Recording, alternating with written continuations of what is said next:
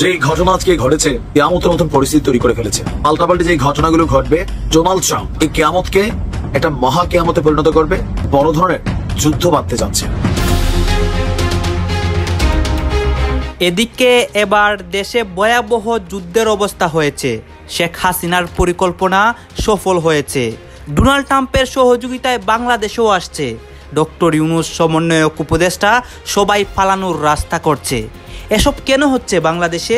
মোহাম্মদ ইউনূস এখন তিনি সারা দেশে যে সংস্কার করে বেড়াচ্ছে, বিভিন্ন রকম কাজকর্ম করে বেড়াচ্ছে, এই সমস্ত কিছু হয়তো আগামী দিনে অবাঞ্ছিত ঘোষণা করে দেওয়া হতে পারে। আগামীকাল রক্ষা পেল, আখেরে সারা বাংলাদেশে আপনার অফিস দখল করে নেব। আমি বলছি নিব, আজ হোক কাল হোক, ওটা আমি নিবই। আমি শুধু সিবিবির পুরানা পল্টন না, সারা দেশের সিবিবির অফিস আমি দখল করে নিব। আমি কয়ে দিলাম তো, আমি হঠাৎ কোনো কাজ করি না, তাই আগাম ঘোষণা দিয়ে রাখলাম, হাড্ডি গুড়া করে দেবো আপনাদের বাচ্চা। বাংলাদেশের ডিপ স্টেটের সাথে পিনাকিদা আর ইলিয়াস হোসেন সাহেবের ভালো সম্পর্ক, গভীর সম্পর্ক। অবশ্যই এমন সাজেশন শেখ হাসিনা দিয়ে রেখেছেন, বাংলাদেশ ছাত্রলীগ, যুবলীগ, আওয়ামী লীগের নেতাকর্মীদের ছড়িয়ে পড়ো, তোমরাও অনুপ্রবেশ করো এদের রন্ধ্রে রন্ধ্রে, যেমনটা এরা অনুপ্রবেশ করেছিল তোমাদেরই রন্ধ্রে রন্ধ্রে। ইউনূসকে হাতছানি দিয়ে ডাকছে জাতিসংঘের মহাসচিব হওয়ার জন্য। ডক্টর ইউনূস হচ্ছেন আগামী জাতিসংঘের মহাসচিব। জাতিসংঘের মহাসচিব হওয়াবেন যে, এই বিষয়টা কিছুটা পরিষ্কার হয়েছে এবারের জাতিসংঘের মহাসচিবের বাংলাদেশের 4 দিনের সফর। হাসিনার নোবেল পুরস্কারের মোহে দেশের সর্বনাশ। যে হাসিনা দুইটা ঘটনা ঘটেছিল, প্রথম পর্যায়ে সেই শান্তি চুক্তি, পার্বত্য শান্তি চুক্তি, আর দ্বিতীয়টা ছিল হচ্ছে কি হয়েছে, 20 জনের ফাঁসি হয়েছে, 5 জনের সম্ভবত যাবজ্জীবন হয়েছে। এখান থেকে বর্তমানে যারা রাজনীতিতে আছেন খুব বেপরোয়া আচরণ করতেছেন। Be careful, learn something out of it. সারা জীবন জেলের ভিতরে পড়ে। হ্যাঁ, সবাইকে অনেক কেয়ারফুল মানে সাবধান করা হচ্ছে। দর্শক শ্রোতা, দেশের এই পরিস্থিতির জন্য অনেকে ফেঁসে যাচ্ছে এবং অনেকে পরিকল্পনা এবং ষড়যন্ত্রের শিকার হচ্ছে। ডক্টর ইউনূসকে নিয়ে অনেকে অনেক কথা বলে, অনেকে ডক্টর ইউনূসকে চাচ্ছে না, অনেকে ডক্টর ইউনূসের বিপক্ষে কথা বলে। অন্যদিকে অনেকে আবার শেখ হাসিনাকে চাচ্ছে। শেখ হাসিনা যে পরিকল্পনাগুলো করতেছে, সেই পরিকল্পনাগুলো মানে তারা সাহায্য করতেছে। দর্শক শ্রোতা, সর্বশেষ শেখ হাসিনা কি করে এবং তার পরিকল্পনা কিভাবে সফল হয়, গাইজ এইসব বিষয় পর্যালোচনা করে আমরা অনেক তথ্য পাই এবং ভিডিও পাই। সব কিছুই আপনাদের সামনে এক এক করে ধারাবাহিকলি তুলে ধরবো। ভিডিওটা কিছুটা লং হবে, কিন্তু অনেক তথ্য জানতে পারবেন। আসুন এই নিউজগুলো আগে দেখে আসি এবং ভিডিও শেষে আমাদের গুরুত্বপূর্ণ মন্তব্যগুলো করি। মোহাম্মদ ইউনূস এখন তিনি সারা দেশে যে সংস্কার করে বেড়াচ্ছে, বিভিন্ন রকম কাজকর্ম করে বেড়াচ্ছে, এই সমস্ত কিছু হয়তো আগামী দিনে অবাঞ্ছিত ঘোষণা করে দেওয়া হতে পারে। মোহাম্মদ ইউনূস এই যত রকম সংস্কার করা হচ্ছে, সেই সমস্ত রকম সংস্কার হয়তো আবারও সংশোধন করা হতে পারে।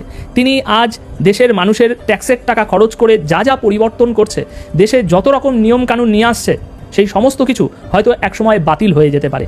কারণ আমরা বিএনপির একজন নেতার মুখ থেকে সেরকমই কিছু আভাস পাচ্ছি।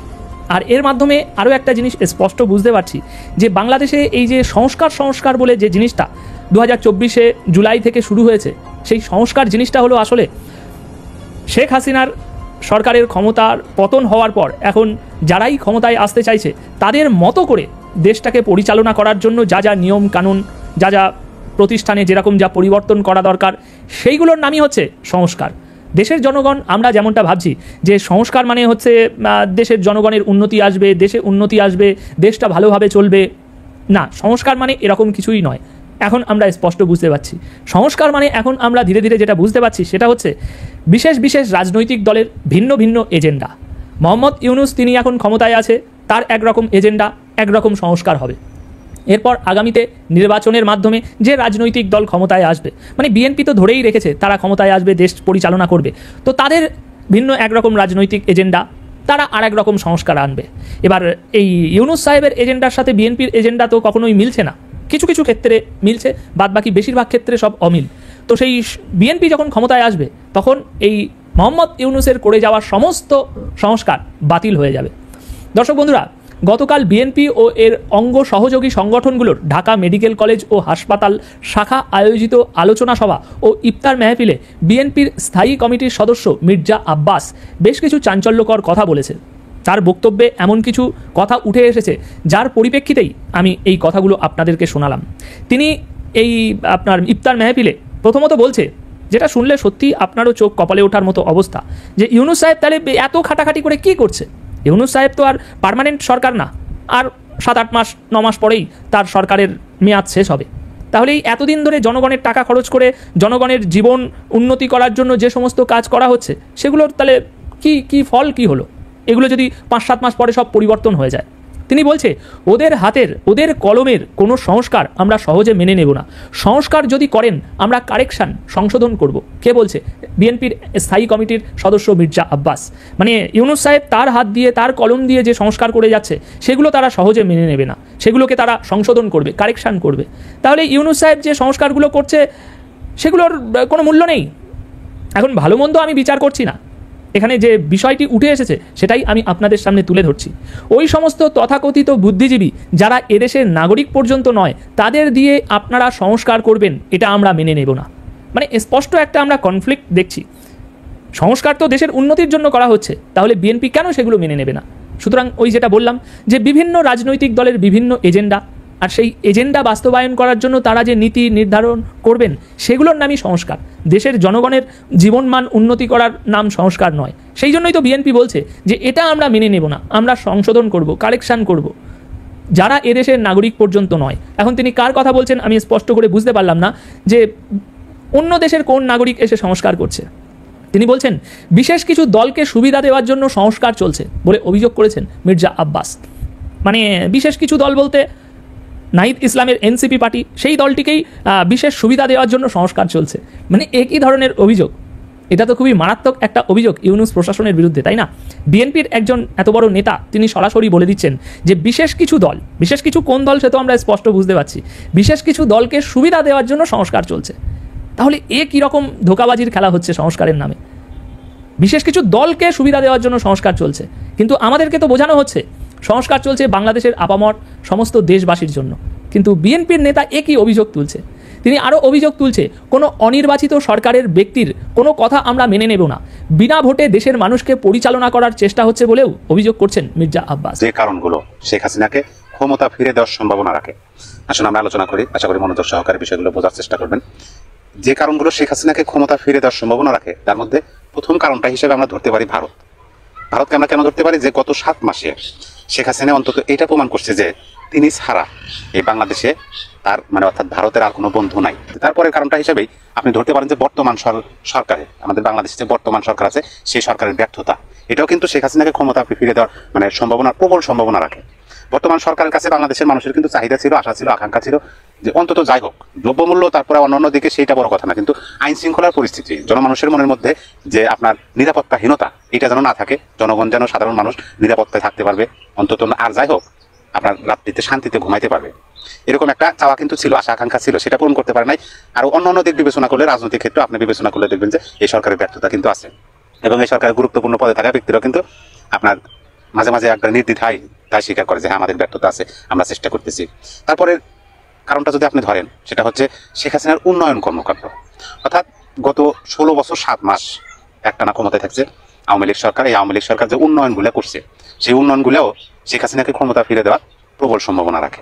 কারণ মানুষ যখন মেট্রো রেল দিয়ে পার হইতেছে তখন আওয়ামী লীগের কথা মনে পড়তেছে, শেখ হাসিনার কথা মনে পড়তেছে, পদ্মা সেতুতে যখন পার হইতেছে তখন মনে পড়তেছে আপনার বঙ্গবন্ধু টানেল, আপনার বাসা বাড়িতে বিদ্যুতের সুইচ, বাল্বের বা ফ্যানের সুইচটা দিতে কিন্তু আওয়ামী লীগের কথা মনে পড়তেছে। কারণ আওয়ামী লীগের বিরুদ্ধে এটা পরে বলি, আওয়ামী লীগ কিন্তু এই উন্নয়নগুলো করছে, এই উন্নয়ন কর্মকাণ্ডগুলো ধীরে ধীরে মানুষকে আরো আওয়ামী লীগের দিকে ধাবিত করবে, এটা কিন্তু সবাই বলে, আমার কথা না, রাজনৈতিক বিশ্লেষকরা বলে। তারপরে দেখেন শাসক হিসাবে শেখ হাসিনার যে ক্ষমতা ছিল, দক্ষতা ছিল, চতুরতা ছিল, সেটা কিন্তু এখন অনেকের মুখে শোনা যাইতেছে, বিশেষ করে ইয়াংদের মুখে শোনা যাইতেছে। তারা কিন্তু এইভাবে বলে যে আগে বুঝি নেই, আগে মনে করছে যে হ্যাঁ ঠিক এরকমই চলবে, কিন্তু শেখ হাসিনার মতোই লোকই দরকার। কারণ আমাদের দেশের মানুষ যেরকম শাসন ব্যবস্থা চায়, কারণ আমাদের দেশের মানুষ দেখেন তো 5 তারিখের পরে এখন পর্যন্ত মানে কি বিশৃঙ্খল অবস্থা, এটা কি অন্য দেশের মানুষ আশা করে দিতেছে না, আমাদের দেশের মানুষগুলোই করতেছে, এবং আমাদের দেশের মানুষগুলো বিরক্ত হইতেছে।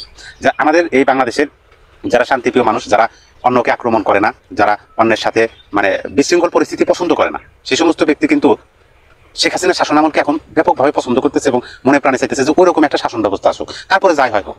এই যে তার বিরুদ্ধে দুর্নীতির অভিযোগ, এটার অভিযোগ, এটা কিন্তু এই মানে ওইরকম আর মানুষ মানে ধর্তব্যের মধ্যে নিতেছে না, মানে গুরুত্ব দিতেছে না, মানুষ শান্তি চেতেছে, বিশৃঙ্খলা থেকে মুক্তি চেতেছে। তারপরে কারণটা যদি ধরেন শেখ হাসিনাকে ক্ষমতা ফিরে দেওয়ার সম্ভাবনা, সেটা হচ্ছে সঙ্গী সাথী। তবে শেখ হাসিনা কিন্তু গত আপনার 16 বছরে একটানা ক্ষমতায় থাকার পরে কিন্তু অনেক সঙ্গী সাথী হয়েছে, যেমন ব্যবসা বাণিজ্যে, শিল্প সাহিত্যে, এগুলো কিন্তু অনেক সহযোগিতা হয়েছে, অনেক মানে সহযোগী হয়েছে, সঙ্গী সাথী হয়েছে, যারা এখন আসলে প্রকৃত পক্ষে মনে প্রাণে চাচ্ছে যে শেখ হাসিনায় হাতে ক্ষমতা আবার যাক। এই জন্য যে দেখেন 5 তারিখের পরে কতগুলো ফ্যাক্টরি বন্ধ হয়েছে, কতগুলো ফ্যাক্টরি পুড়ে দেওয়া হয়েছে, কতগুলো ফ্যাক্টরি ঠিক মতো বেতন দিতে পারতেছে না, কতগুলো ফ্যাক্টরির মালিকের জীবন দুর্বিষহ হয়ে উঠছে।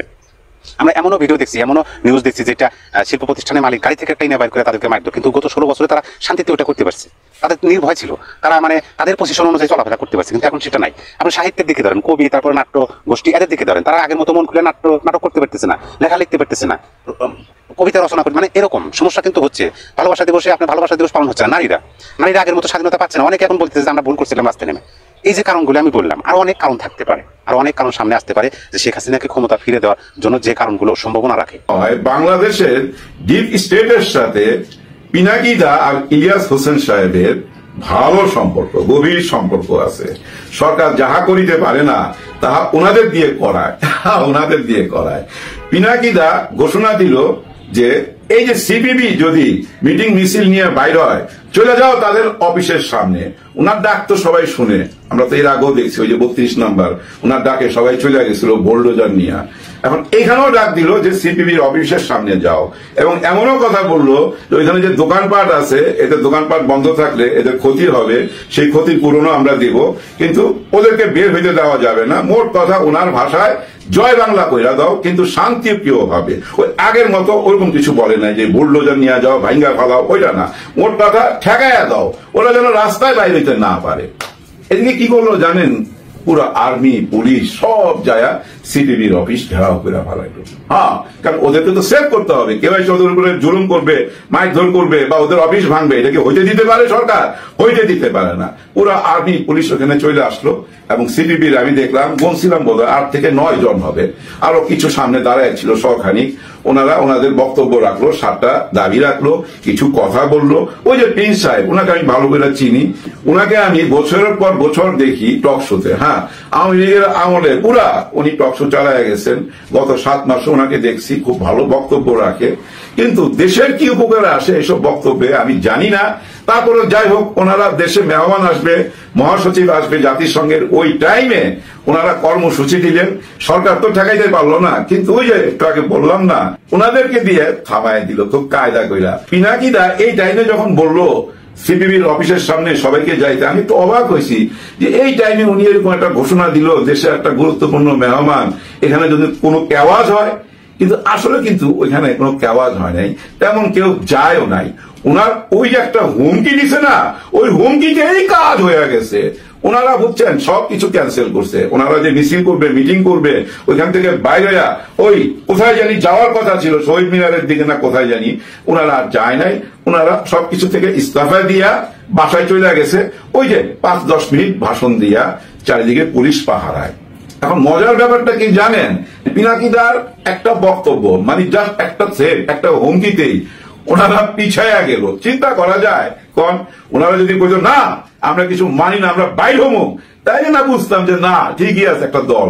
আসলে এইসব দলগুলা না কি কাজ আমি নিজেও জানি না, তবে আমার মনে হয় একটা কাজে লাগে। ওনারা অনেকগুলা দল আছে বাংলাদেশের, এই দলগুলা কেমন কাজে লাগে, যেমন ওই আগে আমরা শুনতাম না আওয়ামী লীগ যখন বলতো যে আমাদের সঙ্গে 14 দল আছে, 18 দল আছে। এরকম 14 দল 18 দল থাকলে আমরা দেশের মানুষরা বুঝতেছি যে এইসব দলে 10 জন মানুষও নাই, কিন্তু বিদেশ থেকে কি বুঝতেছে, যারা বিদেশি ইংরেজি পত্রিকা যারা পড়তেছে যে বাপ রে বাপ 18টা দল আওয়ামী লীগের সাথে, ওরা তো আর এই খবর জানে না যে ওনারা শুধু কয়েকজন মানুষ টকশো কইরা বেড়ায়, এইভাবে ওনারা দল চালায়, এইটা তো আর বুঝে না। ওনারা বুঝতেছে যে না বাপ রে বাপ, এদের সঙ্গে 18টা দল আছে, 14টা দল আছে। এইটা একটা বিরাট উপকারে লাগে তখন বিদেশিদের বুঝাইবার জন্য, কিন্তু আমাদের দেশের লোক আমরা বুঝি না। পিনাকিদার এক ধমকেই দেখেন সব ভন্ডুল হয়ে গেল, সব ভন্ডুল। কেমন দল এবার বুঝা নিয়েন। আর ওই যে বললাম আমার মনের চিন্তা, এটা আমার ব্যক্তিগত চিন্তা, বাংলাদেশ সরকারের সাথে ওনাদের খুব ভালো যোগাযোগ আছে, ওনাদের দিয়ে অনেক কাজ করায় নিতেছে, আমরা কিন্তু টের পাচ্ছি। কিন্তু এবং বাংলার জনগণ যদি আপনি ব্যক্তিগত ভাবে যারা জিজ্ঞেস করেন, মুখামুখি সামনাসামনি, সবাই কিন্তু খুশি পিনাকিদার উপরে, ইলিয়াস হোসেনের উপরে, এবং বর্তমান সরকারের পক্ষে। কিন্তু আম পাবলিক, যারা আমরা আম পাবলিক আছে, আম পাবলিক কিন্তু সরকারের পক্ষে। সত্যি আমি বলতেছি, অনেকে জরিপ চালায় ওনাদের নিজস্ব আইডিতে। আরে ভাই, আপনাদের ওইসব জরিপ তো আপনাদের লোক, আপনাকে যারা ফলো করতেছে তারাই ভোট দিতেছে। আবার কারো কারো জানেন 10টা-15টা ফেক আইডি আছে, 15 জন যায় হ্যাঁ হ্যাঁ লিখতেছে, হ্যাঁ আমরা এর পক্ষে এর পক্ষে। ওগুলা গণনা করা যাবে না, অরিজিনাল রাস্তায় নামেন। ওই যে কনক সালোয়ার স্যার যখন আগে রাস্তায় নামতো না, পাবলিকের জিজ্ঞাসা করতো না, হ্যাঁ না ভোট নিত না, এরকম সব চ্যানেল হ্যাঁ না ভোট নেন সারা বাংলাদেশে, আর মানুষকে দেখান মানুষ কি চায়, জনগণ কি চায়। ওই যে সবাই বক্তব্য দিতে গিয়া মঞ্চে দাঁড়ায়া জনগণের কথা বলে যে জনগণ এটা চায় না, ওগুলো জনগণের কথা না, ওগুলো দলের কথা। জনগণের কথা জানতে চাইলে আপনারা সব চ্যানেল সারা বাংলাদেশে নাইমা যান, 1 মাস জরিপ চালান, হ্যাঁ না ভোট নেন সরকারের পক্ষ। গাইজ আপনারা দেখলেন এখানে কি কথা হচ্ছে, অনেকেই কিন্তু অনেক কথা বলতেছে, অনেকে আলোচনা করে, অনেকে সমালোচনা করে দেশের বিভিন্ন অবস্থা এবং দেশের বিভিন্ন পরিস্থিতি নিয়ে অনেকের মন্তব্য প্রকাশ করে। অনেকে কিন্তু ডক্টর ইউনূসের বিপক্ষে কথা বলে, সেই কথাগুলো নিয়ে সবাই বিশ্লেষণ করতেছে। দর্শক শ্রোতা, দেশের এই অবস্থা এবং দেশের এই পরিস্থিতি নিয়ে আপনাদের মন্তব্য কি? আর হ্যাঁ, এতক্ষণ আপনাদেরকে যা কিছু দেখিয়েছি সব কিছু কিন্তু আমরা সোশ্যাল মিডিয়া থেকে সংগ্রহ করেছি, এখানে আমাদের নিজস্ব কোনো মন্তব্য নেই বা নিজস্ব কোনো সিদ্ধান্ত নেই। এইসব দেখে আপনাদের কি মনে হচ্ছে এবং আপনাদের মন্তব্য কি? আমি আবারও বলতেছি, আপনারা সুন্দর একটি কমেন্ট করবেন দেশের এই অবস্থা, দেশের পরিস্থিতি নিয়ে আপনাদের মন্তব্যগুলো। আর হ্যাঁ, আপনাদের কাছে সর্বশেষ আমাদের একটা রিকোয়েস্ট থাকবে, আপনারা যদি আমাদের চ্যানেলের নতুন দর্শক হয়ে থাকেন, চ্যানেলটি সাবস্ক্রাইব করবেন এবং পাশে থাকা বেল বাটনটি বাজাবেন, যাতে করে নেক্সট ভিডিওটা সবার আগে আপনাদের কাছে পৌঁছায়। ধন্যবাদ।